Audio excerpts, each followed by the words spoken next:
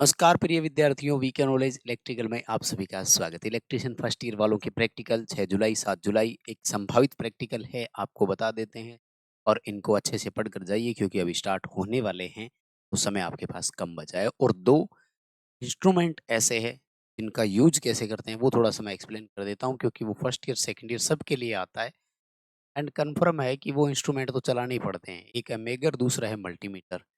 अब चाहो तो आप टोंग टेस्टर का यूज़ कर सकते हो, तो टोंग टेस्टर मैं पिछली वीडियो में आपको बता ही दिया था। अभी मैंने कल एक वीडियो दी थी आपको कि क्या करें, क्या ना करें, क्या सावधानी रखें, उस पर एक बच्चे ने 3-4 प्रैक्टिकल के कमेंट किए थे, तो मुझे लगता है वो आ सकते थे, इसलिए मैंने सोचा कि कौन उतना डीपली पढ़ा होगा, तो हम आपको बता देते हैं। सो पूरा वीडियो देख लो और उन प्रैक्टिकल्स को तैयार कर लो। पूरी तरह से पेपर में आने वाले हैं, अभी समय है तो थोड़ा-सा उनको तैयार कर लो। देखो सबसे बड़ी चीज़ क्या है कि आप लोग चैनल को सब्सक्राइब नहीं कर रखे।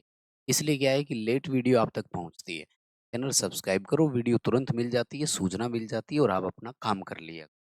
सब्सक्राइब करके रखिए इसे और वीडियो को दोस्तों तक सर्कुलेट किया करो, शेयर किया करो, फॉरवर्ड किया करो, जो भी आपका व्हाट्सएप ग्रुप है उनमें। जब आप शेयर करेंगे तो जल्दी-जल्दी बाकी दोस्तों तक भी ये वीडियो पहुँच जाती है। ठीक है? देखो प्रैक्टिकल तो जैसे-तैसे आज हो ही जाएगा। रही बात आपके सीबीटी एग्ज़ाम की, उसके लिए हमने फ्री मॉक टेस्ट बना कर के आपको दे दिया है। लिंक डिस्क्रिप्शन में है, वीके नॉलेज इलेक्ट्रिक नाम से ऐप डाउनलोड कर लीजिए।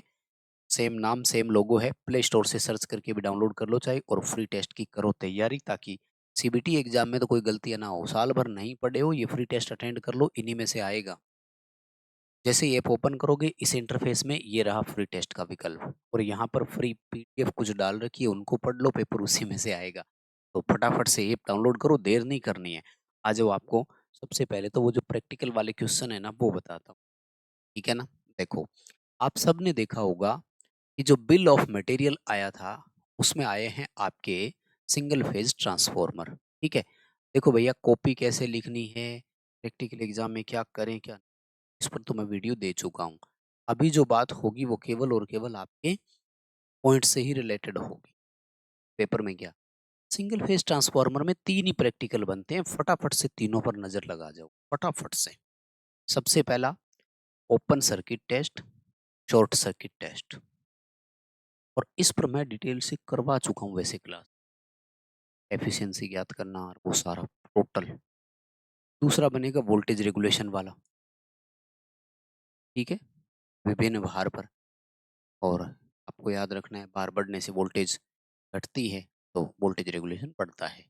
टेबल बना देना, नो लोड पर वोल्टेज इतनी थी, फुल लोड पर वोल्टेज कितनी थी, लोड कितना-कितना दिया, फुल लोड वोल्टेज कितनी दी गई, प्रतिशत वोल्टेज कितना-कितना, समझ रहे?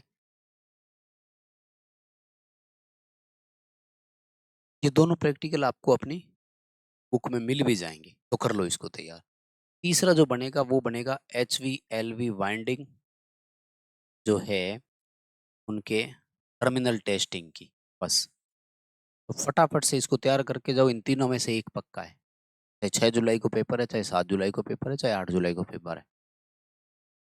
क्योंकि सिंगल फेज ट्रांसफार्मर में इन 3 के अलावा कोई प्रैक्टिकल ही नहीं बन रहा। तो 3 तो फटाफट से नज़र मार के जा ही सकते हो ना उन पर। आ गया समझ में? दूसरा प्रैक्टिकल जो आएगा वो है आपका वायरिंग वाले से। अब वायरिंग वाले में वैसे तो बहुत बनते हैं, लेकिन या तो आप पीवीसी कंड्यूट वायरिंग को पढ़िए क्योंकि उन्होंने कंड्यूट वाले में ही ज़्यादा दिया था अपन को, ठीक है? इस कंड्यूट में आपको स्विच, लैंप, ठीक है, फैन, इन सबको कंट्रोल करने का आ सकता है। इनको कंट्रोल कर करके दिखाइए। या फिर जीने की वायरिंग वाला, जीने की वायरिंग समझते हैं? सीढ़ियों की वायरिंग वाला। ज़्यादातर यही 2 इम्पोर्टेंट है। जीने की वायरिंग के अलावा अगर गोदाम वायरिंग हो तो वो बहुत ईज़ी है, ज़्यादा कुछ नहीं है। ठीक है?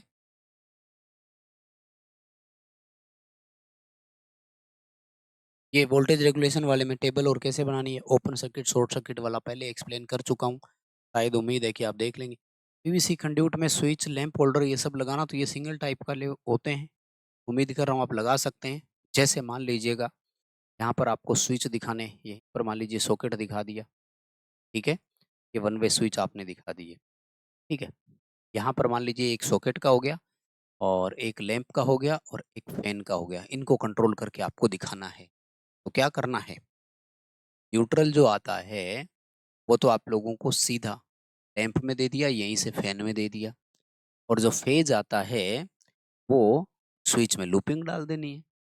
एक तो यहीं से सॉकेट में, अच्छा यहीं से न्यूट्रल और सॉकेट को देना होता है। सॉकेट में फेज न्यूट्रल दोनों देने। तो ये न्यूट्रल सॉकेट में भी दे दिया। ये सर्किट डायग्राम कहलाता है। आपको वहाँ पर वायरिंग डायग्राम भी बनाना पड़ सकता है, ये ध्यान रखें, ठीक है ना? अब ये वाला एक लैंप को कंट्रोल कर देगा, ये वाला एक फैन को कंट्रोल कर देगा।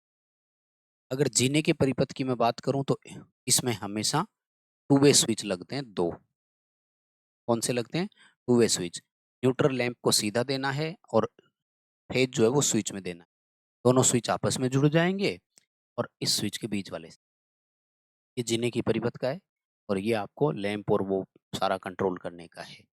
ठीक है? तो कुल मिलाकर के ये 2 प्रैक्टिकल जो बड़े हमें लग रहे हैं, ये आ सकते हैं। अब देखो ट्रांसफार्मर हो या वायरिंग हो, आपको उसकी टेस्टिंग के लिए ज़रूर बोला जाता है। वायरिंग की टेस्टिंग के लिए आपको मेगर का इस्तेमाल तो करना आना ही चाहिए।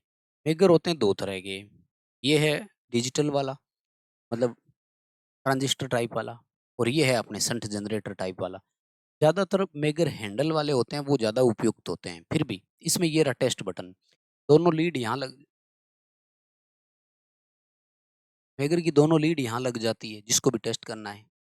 तो एक बंदा दोनों लीड यूँ लगाएगा, मान लीजिए वाइंडिंग टेस्ट करनी है, मान लीजिए ये है ट्रांसफार्मर की वाइंडिंग है, तो एक लीड यहाँ पर, एक लीड यहाँ पर लगा दिया। अब ये टेस्ट बटन को दबाना है इसमें, ये इसमें सेल लगते हैं पीछे, ठीक है? और ये मेगा ओम में स्केल पर रीडिंग, ये है हैंडल वाला। यहाँ पे 3 टर्मिनल होते हैं, ठीक है ना? इसमें देख लेना, ई और एल जिस पे लिखा हुआ वो यूज़ करना है। ग्राउंड टर्मिनल की ज़्यादा यूज़ करने की ज़रूरत नहीं है, करो तो कर लेना। 2 ही लीड आती है, ये दोनों लीड वाइंडिंग पर जैसे ये लगा रहे हैं, या वायरिंग में फेज न्यूट्रल कंटिन्यू टेस्ट करने के लिए सप्लाई ऑफ होनी चाहिए। मेगर यूज़ में सबसे बड़ी सावधानी है कि पावर सप्लाई ऑफ होनी चाहिए। पावर सप्लाई ऑफ होगी, तो ही मेगर का इस्तेमाल होगा, ओम मीटर का इस्तेमाल तो ब्लास्ट हो जाएगा। यही मैंने कल वीडियो में कहा था। क्या करें इससे ज़्यादा इम्पोर्टेंट है क्या ना करें। तो वो वीडियो ज़रूर देखना, अगर नहीं देखा तो आधे नंबर तो वहीं से बन जाएँगे। ये मेगा ओम में स्केल है, इस हैंडल को घुमाना है और हैंडल को थोड़ी स्पीड से घुमाना है, कंटिन्यू घुमाना है। तो एक हैंडल को घुमाएगा मेगर को पकड़ करके और दूसरा बंदा से रीडिंग ले ले। वैसे इसके थ्योरेटिकल सवाल पूछेंगे एग्जामिनर सर, है ना? तो ये अपने 4 वोल्ट वाला दिख रहा है, वैसे हम एलटी में मतलब अपने जो 415 वोल्ट तक की सप्लाई होती है इलेक्ट्रिक, उसमें 500 मेगा ओम वाला 500 वोल्ट और 50 मेगा ओम वाला इस्तेमाल करते हैं। जैसे ये रहा, ठीक है ना?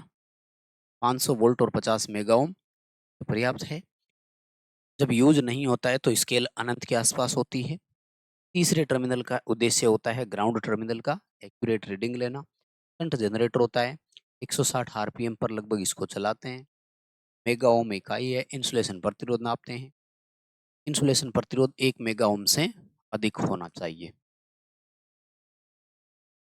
ये है कॉमन क्वेश्चन जो थ्योरेटिकल या वाइवा में एग्जामिनर सर आपसे पूछेंगे। मेगर यूज करना ही पड़ेगा आपको। तो ये अगर आपकी कॉलेज में उपलब्ध करवाया जाता है, इंसुलेशन टेस्टर बोलते हैं मेगर को, लिखा हुआ होगा। ये देखो इस पर भी लिखा हुआ है, इस पर भी लिखा हुआ है। इसकी स्केल मेगा ओम में होती है, ठीक है? और कॉइल घूमती है साथ में, इसलिए मूविंग कॉइल प्रकार का मीटर होता है। अब आता है मल्टीमीटर। यार मल्टीमीटर वैसे तो दुनिया भर के मल्टीमीटर है, डिजाइन, लोकेशन, ये वो। सबसे बेस्ट इसी तरह का होता है। तो यहाँ पर देखो, जो रीडिंग आपको लेना है, मेजरमेंट आपको लेना है, सब तरह की चीजें हैं। कैसे? सबसे इंपॉर्टेंट चीज होता है किसी वाइंडिंग की कंटिन्यूटी टेस्ट करना। तो कंटिन्यूटी ये मैंने उस दिन में बता दिया था, बीप का वॉल्यूम होगा इस पे, ये मतलब साइन होगा। और जैसे ही आप इस पर ले आते हैं, अच्छा तार कैसे लगाएंगे? ब्लैक वाली लीड कॉमन पर लगा देना, रेड वाली लीड यहाँ पर लगा। इसमें देखो लिख भी रखा है, वोल्टेज, ओम, कंटिन्यूटी। तो इन सब के लिए ये रेड वाली नोब है, ये ब्लैक वाली लीड। मल्टीमीटर में 2 सिरे होते हैं ना, वो दोनों यहाँ लगा लेना। अब इस सेलेक्टर स्विच को आप यहाँ कंटिन्यूटी वाले पर लेकर आना। दोनों लीड को जैसे ही शॉर्ट कराओगे, ये बीप की वॉल्यूम निकालेगा, बीप का वॉल्यूम निकलेगा। ये कंटिन्यूटी के लिए तैयार है, किसी लैंप की, किसी वाइंडिंग की। कंटिन्यूटी चेक करो। साथ में बीप आएगा, साथ में रीडिंग आएगा, पहला पॉइंट। दूसरा आपसे कह देंगे कि चलो वोल्टेज नाप करके दिखा दो, तो वोल्टेज पहले तय करना, सप्लाई में एसी है या डीसी है, वो आपसे लिखा हुआ मिलता है, कोई दिक्कत नहीं है। अगर एसी वोल्टेज नापना है तो ये देखो वोल्टेज के ऊपर ऐसे निशान है, तो इस मल्टीमीटर में ऊपर है, किसी में नीचे हो सकता है, कोई दिक्कत नहीं है। डीसी नापना है तो ये देखो यहाँ पर है, एक ऐसे और दो नीचे लाइन है, ये डीसी वोल्टेज नापने के लिए। इसी तरह से अगर बहुत ही कम वोल्टेज नापनी है तो ये मिली वोल्ट नापने के लिए, ठीक है। ये हो गया रेजिस्टेंस लेने के लिए, ये कंटिन्यूटी के लिए हो गया। ये डायोड या कैपेसिटर जांच करनी हो तो उसके लिए है, वो जनरली आपसे नहीं कराएगा। ये है करंट एसी डीसी दोनों, और ये है एसी करंट के लिए। हालांकि मल्टीमीटर से करंट लेना इतना आसान नहीं होता है, करंट के लिए वो टोंग टेस्टर ही आएगा, जबड़ा खुलने वाला, ठीक है। तो इतना ही है, बताओ यूज कर लोगे क्या? इलेक्ट्रिशियन वाले कोई दुकान पे साल में यार जाया करो, अब तो समय नहीं बचा आज आपके पास। बाकी एक मेगर एक मल्टीमीटर, दो ऐसी चीजें हैं, बाकी प्लास पेचकस स्क्रू ड्राइवर वो तो आपको यूज करने देखो आने ही चाहिए।